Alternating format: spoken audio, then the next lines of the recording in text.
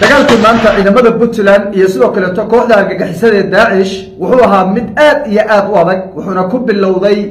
gawaari iyo mootooyin waxyaabaha qarxa ay ka soo buuxiyeen kooxda argagixisada Daesh ee dagaalada lagula jiro dagaalkan khasaare xooggan oo dhimasho iyo dhaawac leh ayuu dhaliyay waxaana muuqaalkan ku dul istaagi doonaa halka dagaalku uu ka socdo khasaaraha sida hordhaca loo shaaciyay dhinaca Daesh kooxdii weerarka soo qaaday halka lagu kala sugan yahay iyo xogihii ugu dambeeyay ee dagaaladaasi socday ahliga ka socda buraleyda calbiskaada gobolka bari ayaa muuqaalkan ku qaada dhigi doonaa haddii aan leeyno waxaan dhinaca kale iyadana dul istaagi doonaa dhaawacyadii ugu badnaa ayaa maanta laga qaaday garoonka Boosaaso ee xarunta gobolka bari oo loo qaaday dalka dibadiisa Puntland halgan ayay ku jirtaa madaxda dawladda federaalka Soomaaliya waxa ay magaalada Muqdisho ka soo dirayaan baaqiyo ku aadan dagaalka lagula jiro kooxaha argagixisada Daesh iyo Shabaab maxaa laga hayaa hadaba markii laga reebo baaqiyada ay soo dirayaan maxaa taageera waxa shalayto hadlay wasiirka arrimaha gudaha ee dawladda federaalka Soomaaliya Cali Xoosh oo sheegay in baaqiyada afka ay u bedeli doonaan ficil hadaba dhowr iyo 10 saacadood ayaa ka soo wareegatay maxaa laga hayaa ficilkii uu ku dhawaaqay muxuu noqday iyadana xoga dheeraad oo ka soo baxaya madaxda dawladda federaalka ayaan idin la wadaagi doonaa haddii aan leeyno soo dhawaada muuqaalka like saara fogeeya aragtidina nugula wadaaga qaybta commentiga aynu ku bilownay dagaal ahli ah ayaa saaka bilowdayba ilaa hadda socda waqti xaadirkan oo duhurnimo ah kowdii duhurnimo ah dagaalku waa socdaa saddexdii habeenimo ayuuna dagaalkaasi soo bilowday kooxaha argagixisada Daesh ayaa waxa ay soo direen koox 8 ka kooban oo wadata mootooyin iyo gaari dhayna ah oo waxyaabaha qarxo ay ka soo buuxiyeen waayahana tabartii kooxdu waxay noqotay oo kaliya inay soo diraan drone oo qarxiya ku soo rakibaan mootooyin ay qarxiya ka soo buuxiyaan gawaari ay wax ka soo buuxiyaan iyo sidoo kale miinooyin ay dhulka galiyaan waa taagta iyo tabarta ay hadda ku dagaalamayaan kooxdaas argagixisada ee buraleyda calbiskaada gobolka bari lagu dagaalamayo saaka aroodnimadi marka waxa ay weerarkan ku bilowday oo ay ku soo qaadeen gaari dhayra ah oo ay qarxiyo ka soo buuxiyeen iyo mootooyin dhowr ah oo rag iyagana wada miinaysanna ay saaran yihiin iyadana wada waxa weeye qarxiyo ku xidhan yihiin macaan ragga qarxiya ku xidhnaa oo waxa weeye lagu soo xidhay waxay ugu talagaleen in fariisiimaha ciidamadu ay ku sugnaayeen hal mar dhammaantood ay isku wada qarxiyaan baa loogu talagalay laakiin ciidanka xogta helay oo intaysan nimankanba soo gaarin bartilmaameedkoodii ciidanka xogta helay marka dhaxda loo galay halkaas baa marka lagu wada toogtay kii dhaynaha isagoo qarxinba ninkii waday baa la toogtay mootooyin ka dambeeyay oo doonayay gaariga markuu isqarxiyo in intay gudaha u galaan iyana aysan sii qarxiyaanna halkaas baa lagu wada toogtay ilaa 8 xubnood oo ka tirsanaa kooxda Daesh oo ajaanib u badan cadaan waliba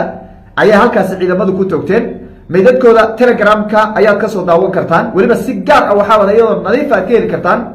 Telegramka ay leeyihiin howlgalka ciidanka kooxda khawaarista ayaa si toos ah uga daawan kartaan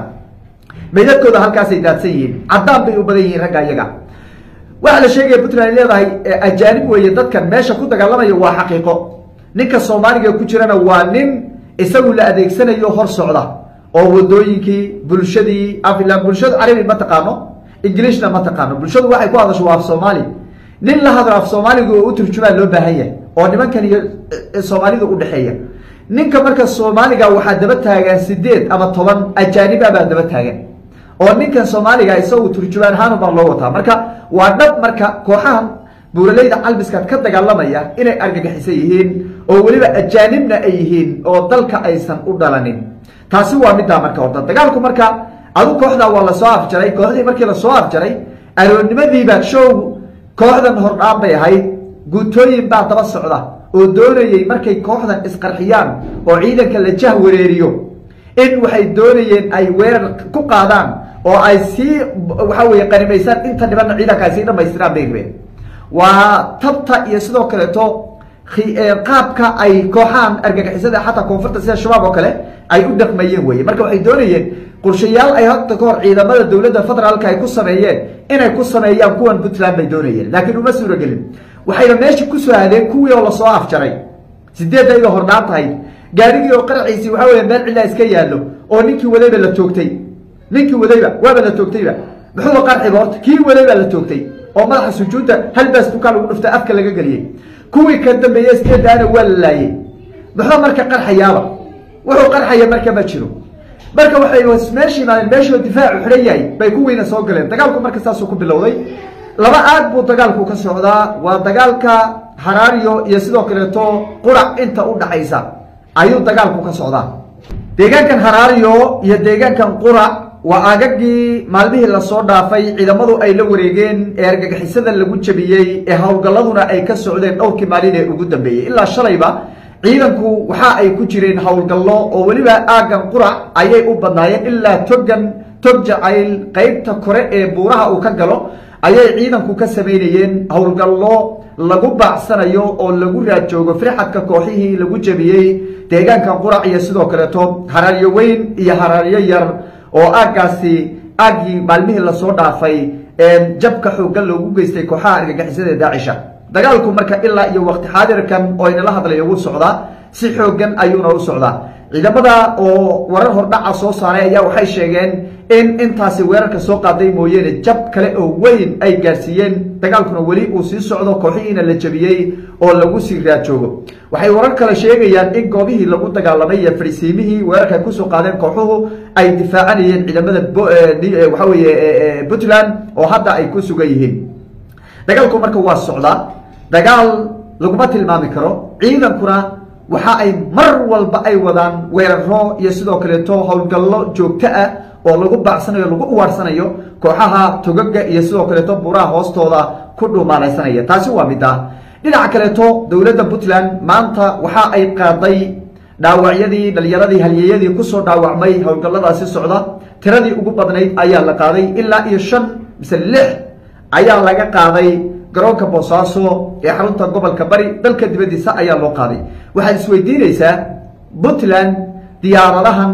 iyo sidoo kale to ambalaasyadan iyo dadkan la qaadayo yaa ka caawinaya ma dawlado waaweyn baa meesha jooga xagee loo qaadaya hawlgalkaasi maxay Puntland waxa weeye xagee taageero ka helaysaa madaxda dawladda federaalku way hadlayeen maxay ku taageereen ma dawladda xogaagii soo fujisay baa hadda waxa weeye in badan oo Soomaalida kamid ay isweydiinaysaa Puntland waxay dhaawac qaadayso waxay kuwa kale isbitaalada u joogaan waxay saanad ciidan u baahan tahay waxay xabad iyo rasaas ay kooxda kula dagaalamayso waxa soo dhan wax dawladda laga helay federaalka ma jiro saaxiibo waa jiraan wadamo wax ku caawiya waa jiraan laakiin wax kale oo cid kale oo caawisa ma jiro madaxda dawladdu maalmihii la soo dhaafay baaqiyay dirayeen oo la xiriira dagaalkaasi waxay sheegeen oo kale to in loo bedeli doono ficil dhowr iyo 10 saacadood ba ka soo wareegtay markii wasiirka arrimaha gudaha uu la ficil baan u bedeli doonaa taageerada iyo baaqyada ku aadan la dagaalanka xawaarista ilaa iyo haddana wax laga hayo haba yaraade oo dawladda federaalka laga hayo ma jiro bal wali waxa la sheegayaaba inay ciidamo ay doonayaan iyagun ay waxa weeye ay wataan inay ka soo galkacyo ka soo galiyaan bay doonayaan bal taana xal uma aha Puntland waxa xal waa in dhaqaale iyo saanad ciidan hub wuxuu doonaba ha noqdee lagu garab istaago ciidankeedu waa ku filayihiin kooxahaas la dagaalankooda ciidan kale to isku tab ay nahayn isku tababar ay nahayn isku aragti ay nahayn isku dad isku meel aan laga hagaynin waxba tari maayo in la keeno bal waliba wuxuu joojinayo hagardaamayni dadaalada iyo sidoo kale to guulaha ciidamadu ay soo hoynayaan taasi marka xalayna waa ka digay haddana waa ka digay Puntland arinta ka hortaga hadday dhab noqoto qorshaha wararka wana soo gaaray hadday dhab noqoto maya dawladda federaalka yaa laga yeelin dawladda federaalku ha bixiso dhaqaale saanad ciidan waxa Puntland ay u baahan tahay ee maanta ay uga baahan tahay waxay awoodo khasab waliba mehe ha bixiso hadday waxba bixinaynin halkooda ha inaga joogaan ciidanka Puntland shacabkooda iyo reer Puntland iyaga isku filan reer Puntland iyaga isku filan kooxahana waa laga adagay oo haddana guulo waaweyn baa la soo hiyay inta kalena insha Allah ta'ala waa la dhameystiri ma dhowna iyadoo soo dhameystirmaaba arki doontaanba haddana waaba kuwa iyaga la baacsanayaa wax nafay hayaan iyo wax taagay hayaan iyo wax tabaray hayaan midna ma jiro marka waxaan leeyahay oo reer Puntland ku boorinaya oo kula talinaya nimanka ayaa laga yeelin dhaawacyadana dawladda bas ayaa lagu halayn qurba joogta waxaan leeyahay dhaawacyada wadan walbo la geeyo reer Puntland ba ka buuxa wadan walbo la geeyo reer Puntland bas ma daarood ba ka buuxa wadan walbo la geeyo daaroodow dhaawacyada nin walba wuxuu tari karo dhaawacyada ha loo tago oo dhalinyarada geesiyaasha soo dhaawacmay ha loo tago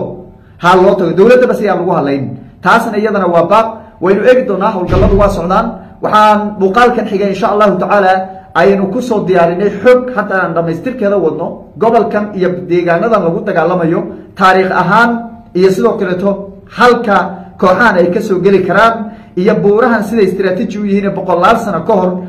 waxyaabihii laga yidhi ayaan idinla wadaagi doonaa oo muuqaalka xiga ayaynu doonaynaa inaan kaga hadalno marka yuusan ku dhaafin insha allahu tacaala subscribe saaro gambaleelka furo si aysan markaas ay ku dhaafin gambaleelka haddaad furato wuu kuusoo dhacaya notificationka hadhowta muuqaalka soo gala wuu kuusoo dhacaya marka notificationka furta waa gambaleelka notification meesha leeyahay gambaleelka weye gambaleelka furta ku hubso inaad gambaleelka furatay subscribe-na saaro si walba markaa xog walba soo dhigna markaa way kusoo geli insha allahu tacaala intaan muuqaalka xiga ka gaadhaynan waxaan idinka tegayaa amaan alla